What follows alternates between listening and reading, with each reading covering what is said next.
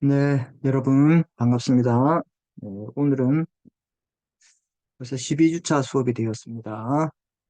자, 우리 저번 시간에는 또 중요한 내용들을 많이 배웠습니다. 여러분 기억하고 계시죠? 네. 보조상들을 배웠습니다. 보조상인, 그래서 대리상, 중개상, 위탁, 매매상, 그다음 이제 운송 주선인을 배웠고요. 이분들은 그 상인을 보조해주는 별도의 그 상인입니다. 그래서 상인을 또 일방적으로 종속돼서 도와주는 이제 상업사용 지배인하고는 좀 다르다. 그런 개념들을 여러분 공부했고요. 중요한 내용들이 많았으니까 여러분이 반드시 복습을 해 주셔야 됩니다. 아셨죠? 자, 그럼 우리 간단하게 좀 복습을 좀 해보고 우리 수업을 나가보도록 하겠습니다. 자, 우리 저번 시간에 배웠던 내용을 잠깐 볼까요? 네.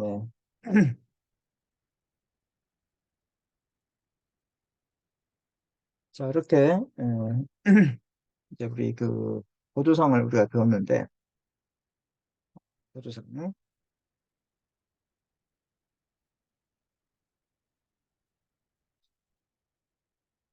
보조상을 배웠는데, 이 보조상에는 이제 이 대리상이 있었죠. 지금 제가 이제 크게, 이제 개괄적 이야기만 좀 말씀드릴게요. 그래서 여러분들이 좀 잘 따라오시고, 목소리가 좀 작더라도 여러분들이 좀 집중해서 좀 들어주시면 될 것 같아요. 이렇게 일정한 상인을 위해서 이제 계약을 대리하거나 중개를 대리한다. 상행위죠. 그렇게 대리하고 중개상은 이제 불특정 다수인의 불특정 다수인에 대한 상행위를 중개하는 사람을 우리가 말하고 있습니다. 그러면 상행위를 중개하면 상사 중개인, 상행위 이외를 중개하면 민사 중개인, 뭐 이런 얘기가 있고요. 자, 우리가 이제 위탁매매상은 이제 펀드 매니저, 주선을 인수해서 업으로 먹고 산다. 이게 바로 기본적 상행위라고 말씀드렸어요. 그 주선은 자기 명의 하인 계산이다. 그래서 위탁자가 또 위탁매매 이렇게 했을 때. 자, 그래서 이제 위탁자가 혹시라도 이제 매수 위탁을 했을 때는 이 위탁매매인가 위탁매매인 위탁매매상과 어떤 관계가 있다. 이렇게 상사매매가 이루어진다. 이것도 여러분이 복습해 주시면 될 것 같아요. 자, 그리고 이제 이 기본적 상행위가 주선을 인수하는 거고 매매가 보조적 상행위다. 운송 주선인은 이제 조문을 받고 그다음에 이 대리상이나 중개상과 위탁매매상이 이제 의무를 우리가 한번 보는 것도였어요. 보는 거였습니다. 자, 그래서 이제 뭐 대리상은 여러분들 봐다시피 그렇게 받고 이런 내용들을 공부했습니다.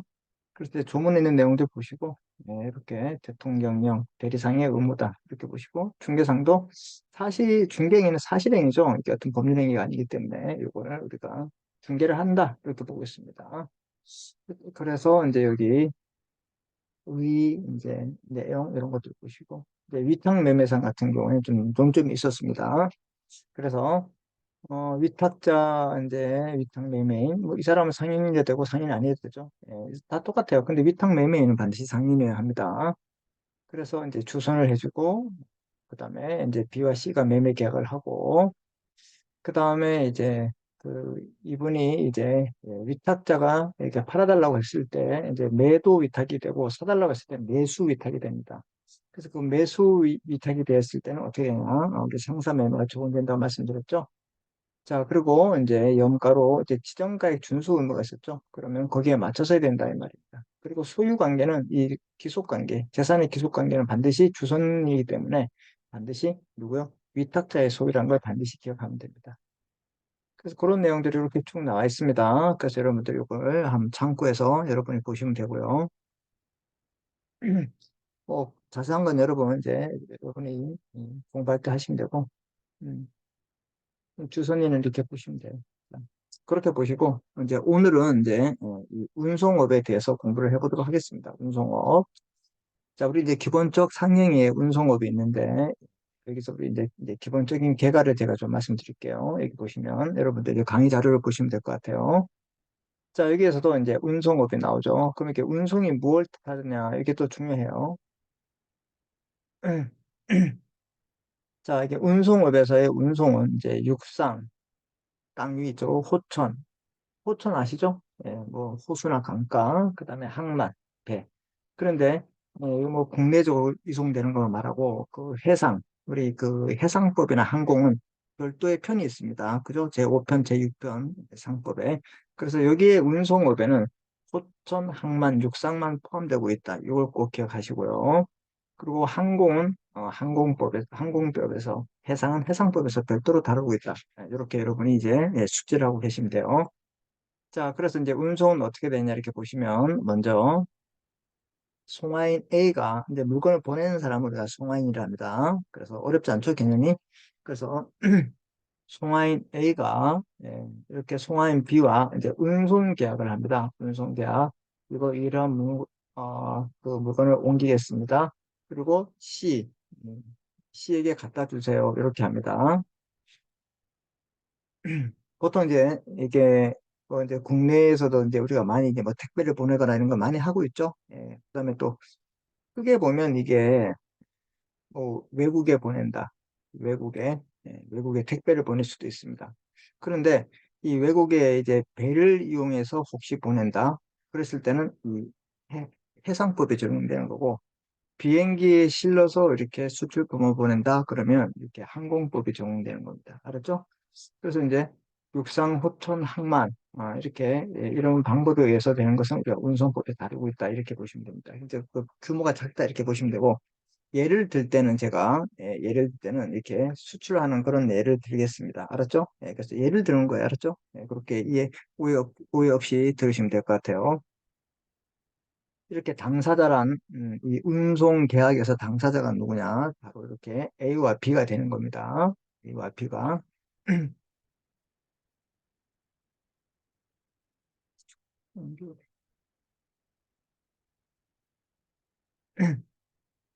네. 자, 이렇게 A와 B가 당사자가 됩니다. A와 B가 이렇게 운송 계약은 그다음에 C의 지위는 단계적으로 발달됩니다.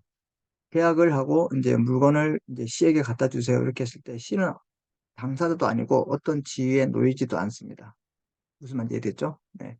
그래서 물건을 받기 전하고 물건을 받았을 때의 지위가 이 송화인의 지위는 우월하게 될 수 있습니다. 그래서 이 사람은 지위가 단계적으로 발전된다. 이렇게 보시면 되고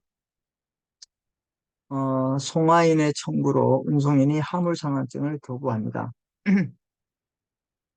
이 송화인이 이렇게 청구해요. 보세요. 예를 들어서 이 물건을 미국에 보내면 이 사람이 싣고 가서 이 사람에게 돈을 받고 이렇게 온다 그러면 뭐 한 3개월, 4개월, 6개월 걸린다 이 말입니다. 이런 경우가 발생할 경우에 장사를 하기 힘들죠. 왜? 장사를 하는 이유가 뭐냐면 이 자본이 빨리 회수, 그죠? 돈이 빨리 회수가 되지만 다른 물건도 사들이고 그다음에 원재료도 사고 인건비도 주고 하기 때문에 문제된다. 그래서 이분에게 이 운송인에게 화물상환증을 달라고 할 수 있어요. 그럼 화물상환증을 가지고 있으면 이 화물상환증이 유가증권입니다. 그래서 우리 해상법 그렇게 가면 이걸 우리가 선화증권이라 그래요. 이 화물상환증인데 이걸 이제 해상법에 가면 선화증권, 선화증권이라 선화증권. 그리고 BL이라고 하죠. BL 선화증권. 그래서 이제 해상법에 가면 이제 선화증권이라는데 이제 운송법에서는 화물상환증이에요. 그래서 잘 들으시면 이 송하인이 이 화물 상환증을 가지고 어디로 가냐? 은행에 가요. 그러면 보세요.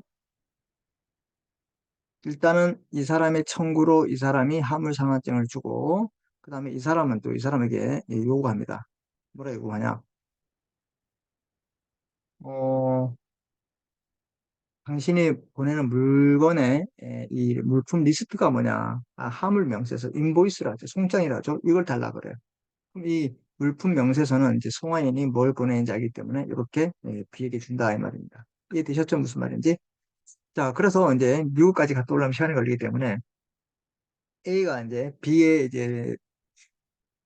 B로부터 이제 화물 상환증을 받았죠. 그래서 이 화물 상환증을 어떻게 해요? 받았으면 이 화물 상환증을 가지고 이제 외환은행에 가지고 이제 예를 들어서 이제 KEB 옛날에 말하면 이제 외환은행이죠. 외환은행인데 하나은행하고 이제 합병됐죠. 그래서 예를 들어서 이제 적어놓은 거예요. KB 하나은행 가서 대금을 수령합니다. 그럼 이제 화물상환증은 누가 가지고 있게 됩니까? 이렇게 하면 이렇게 해볼까요?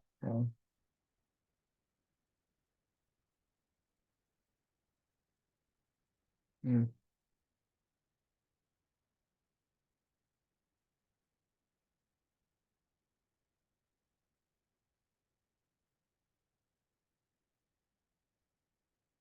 네. 여기서 이제 여기는 이제 화물상환증을 어떻게 하냐? 네. 화물상환증을 교부하 주죠. 네. 교부합니다.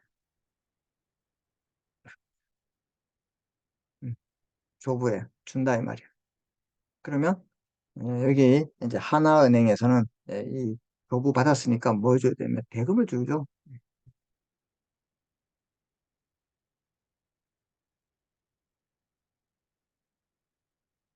대금을 주. 음. 그럼 지금 이제 화물상환증은 누구에게 있어요? 화물상환증을 소지하죠. 어,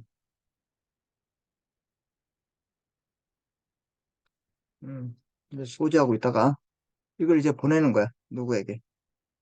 예, 이제 서로 보내게 되죠.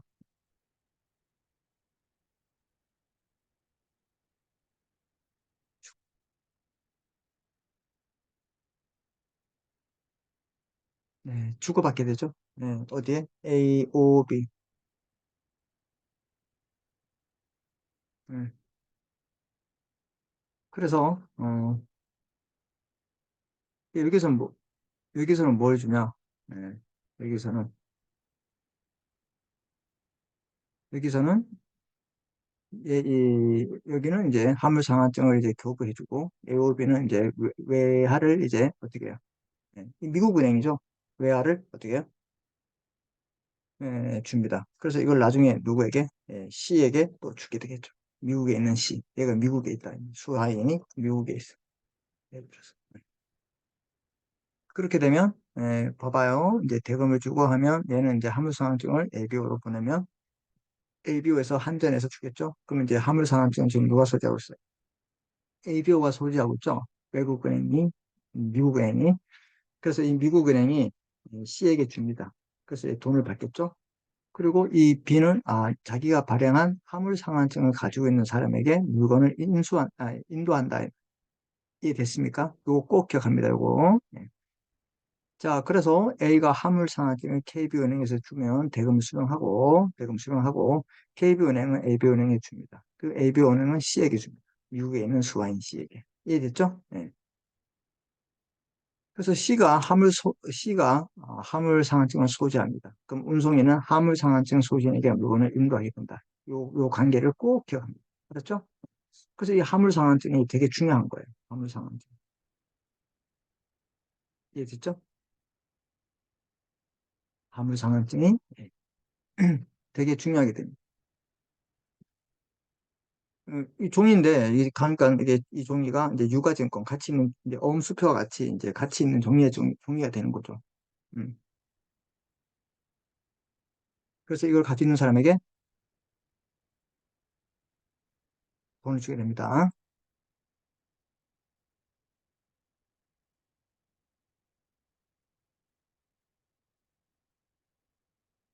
이해되셨죠, 여러분? 자, 그러면 이제 개념을 세웠습니다. 그러면 이제 이렇게 운송을 하는 사람들에게 문제가 되는 게 뭐냐면, 이제 운송을 하다 보면 이제 물건이 이제 훼손되거나 멸실되거나 파손될 수도 있죠. 그죠? 이랬을 때 이분들에게 책임을 많이 부담하면 일을 안 한다 이 말입니다. 그래서 이 운송업에서의 책임이 이제 중요합니다. 책임 문제가 중요합니다. 그래서 운송인의 책임을 이제 완화해 주는 방향으로 가고 있습니다. 그래서 뭐가 있냐면 이제 조문이 이제 세 개가 나오는데 먼저 정액배상 제도가 있고 지금 제가 일반적인 설명을 다 드리는 거예요. 이거 만약에 제가 이제 그 현장 강의 대면 수업, 오프라인 수업을 했으면 제가 어떻게 해요? 판서를 다 했겠죠. 근데 여기서 지금 이렇게 판서를 한다고 생각하고 여러분이 들으시면 될 것 같아요. 자, 그래서 이 운송인의 책임을 완화하는데 이 손해배상 책임이 있어요. 멸실, 연착, 훼손에 대해서 이제 손해배상 책임을 이제 부담하고 있고, 그다음에 고가물에 대해서는 그 가액과 종류를 명시해야 되겠죠.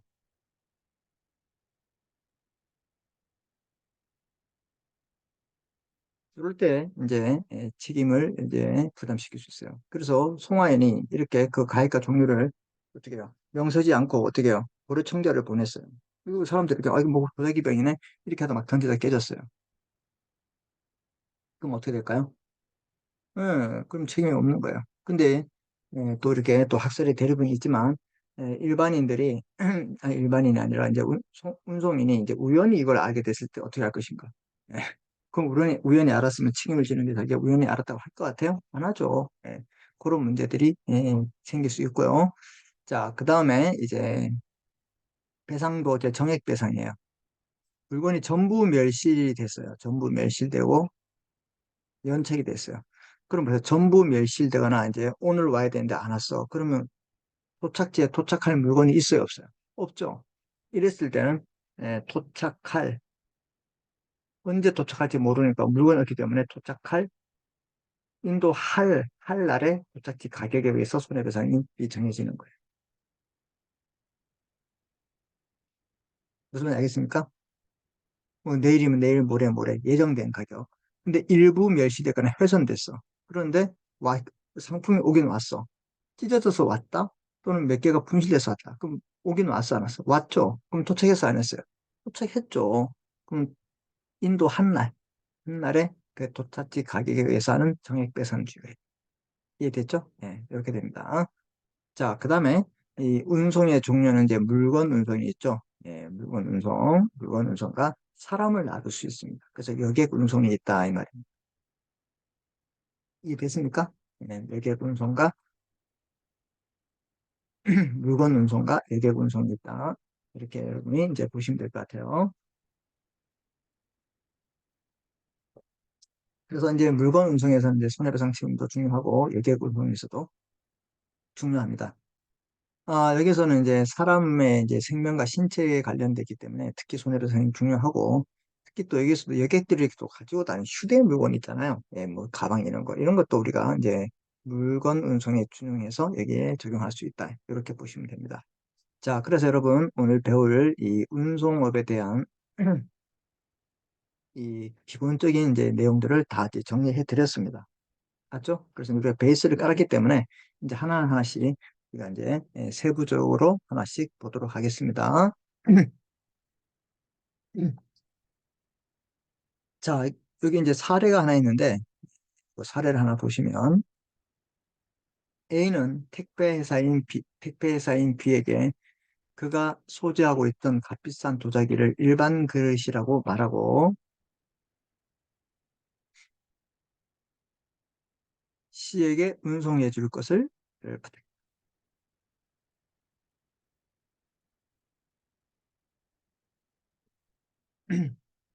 그래서 A는 송화인이고 B는 운송인이고 얘는 수화인이죠. 자, 그래서 이제 B는 이제 값비싼 도자기인데 이걸 말해야 되겠죠. 근데 안 했어요. B는 운송 도중 일반 그릇을 중대한 가실로 망가뜨렸다 이 말. 이러한 사실을 알게 된 A는 택배회사 B에게 일반 그릇이 아닌 값비싼 도자기라고 말하고 그 가격이 대략 2억 원 정도 나간다고 주장하였다. A가 B에게 2억 원의 손해배상을 청구할 수 있는가? 논점은 운송인의 손해배상과 고가물에 대한 책임, 여기에 대한 논점이 바로 이런 사례가 되겠습니다. 이해되셨죠? 예, 그래서 좀 이따가 보면 되고, 먼저, 이 운송이란 물건이나 사람을 장소적으로 이동시키는 거예요. 장소적으로 이동시키죠. 그래서 장소적으로 이동시키는 걸 말하고 있습니다. 그래서 상법은 영업으로 해야 됩니다. 반드시 영업으로 하는 물건 또는 여객의 운송을 인수한 것을 기본적 상행위로 하고 있어요. 그래서 이제 인수란 말은 아시겠죠? 이것들을 인수해서 영업으로 먹고 사는 사람이다. 물건을 나를 것을 인수하고 여객 운송을 인수한다 이 말입니다. 그래서 이 운송인의 의의를 보시면 이 운송인의 개념은 육상이란 지표에 아까 제가 말씀드렸잖아요. 육상, 호천, 항만 이렇게 말씀드렸죠. 그래서 육상이란 지표에 하지 않고 지중, 지상 공간을 포함한 외에 상법상 호천, 항만도 포함된다 했습니다. 우리 육상이란 이 표면 있잖아요. 표면, 땅 위. 그다음 뭐예요? 지상, 땅 위, 약간 위에. 그럼 다리 위에 세워놓고 이렇게 철도가 다닐 수 있나요? 도로가? 교각 같은 것도 되죠. 그다음에 땅 아래, 땅 중간에 지하철 다녀 안 다녀? 아, 다니지. 그럼 뭐야? 이 지하철이야, 지중철이야. 네? 그리고 땅 아래에 있다 해서 지하철이라 그러죠. 그럼 땅 위에 있으면 지상철이라고 그러잖아. 네. 그땅 위에 다리 놓고 철도가 지하철 다니면 지상철이라고 합니다. 근데 우리 지중도 포함된다 이 말입니다. 네, 꼭 기억하시고. 자, 그래서 소천 항만이 포함된다. 운송인의 개념에 대해서 운송인의 개념. 운송인은 호천, 육상, 호천, 항만에서 물건 또는 여객을 운송을 영업으로 하는 것을 하는 자를 말하고 있습니다. 해상, 항공, 운송인은 제외시킵니다. 별도의 편이 있다 이 말이에요. 알았죠? 예. 그래서 이 운송계약의 법적 성질은 이제 도급이다, 도급. 도급은 뭐예요? 일의 완성이죠. 여러분들이 만약에 지하철이나 버스를 타고 학교로 와. 그러면 학교 중간에 계속 서 있어요. 수업도 못 들었네? 일이 완성이 됐습니까? 안 됐습니까? 안 됐죠? 그래서 어떻게 된 거야? 또 연착이 되고 하면 안 되겠죠? 그래서 이제 일의 완성, 도급계약이다. 이렇게 알아두시면 될 것 같아요. 알았죠? 여러분 식당에 가지고 뭐 돈가스를 시켰어요. 돈가스가 만들어 와야 되는데 갑자기 짜장면이 나왔다? 그럼 안 되죠. 일의 완성의 계약이 운송계약이다. 어렵지 않죠, 여러분? 네, 이렇게 보시면 되고요. 자, 아까 수하인의 지위 같은 경우는 물건 운송에 있어서 그 지위가 단계적으로 바뀐다 그랬죠. 이해됐습니까? 네. 그래서 권리 의무를 보시면 운송계약의 당사자는 아니에요. 왜? 운송계약의 당사자는 누구였어? 송하인과 운송인이잖아. 그래서 송하인과 동일한 권리를 원시 취득하게 됩니다. 나중에. 단계적으로 발전하는데 운송이 도착하기 전에는 아무런 권리가 없어요.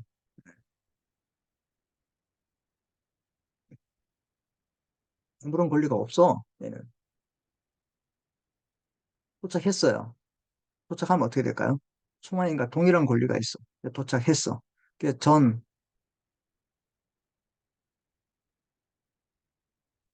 도착 전, 후.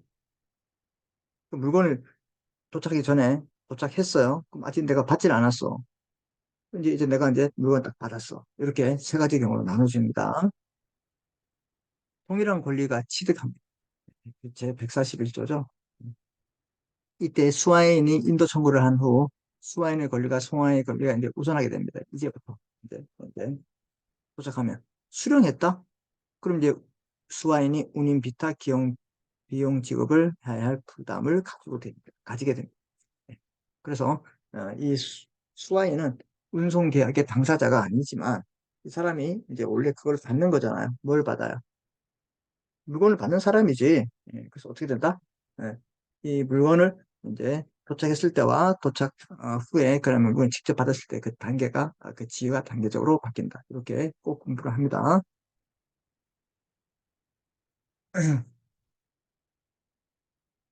자, 이제 그 다음에 우리가 이제 볼게 이제 물건 운송이 되겠습니다.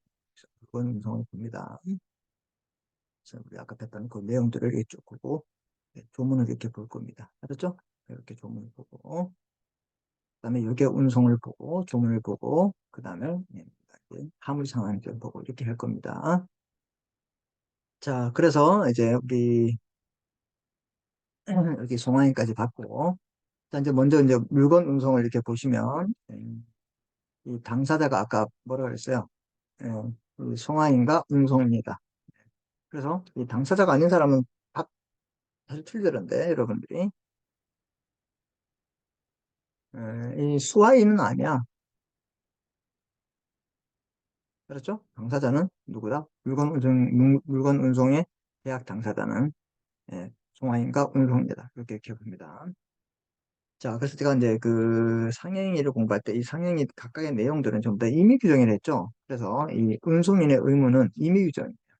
그럼 당사자의 다른 약정이 있으면 그 다른 약정이 우선한다. 이런 뜻입니다. 알았죠? 네. 그래서 운송인은 이제 물건을 나는 사람들은 일반적으로 운송물을 수령합니다. 주문 받아야 되고, 그 다음에 운송, 날라야 되고, 그걸 안전하게 보관해야 되고, 인도해야 돼요. 이 사람이 처분할 수 있는 권한이 있을까요? 운송인이 지가 막 처분해? 응? 아닐 것도 아닌데, 그건 아니죠. 그래서 여기 보시면 화물상한증 교부 의무가 있습니다. 화물상한증 교부 의무. 화물상한증, 예, 아까 유가증권 말씀드렸죠. 이걸 교부해야 된다. 운송인은 송화인의 청구에 따라서, 이거 꼭 기억해. 누가 청구한다? 송화인이 청구한다. 예. 운송인은, 뭘 한다? 운송인은 교부해요. 운송인은 교부하고 송화인의 청구에 따라서 화물상한증을 교부하여야 한다. 이걸 꼭 기억합니다. 그래서 누가 해야 되냐면, 이제, 송화인이, 야, 나 빨리 돈 필요하니까, 돈에 대해서, 민감하다. 그래서 돈을 대체 쓰는 거 빨리 달라. 뭐, 화물상한증. 알았죠? 네. 그리고 지시를 따라야 할 의무가 있습니다. 자, 이게 바로 이제 운송인의 의무예요. 이해됐습니까, 여러분? 네, 이게 운송인의 의무고.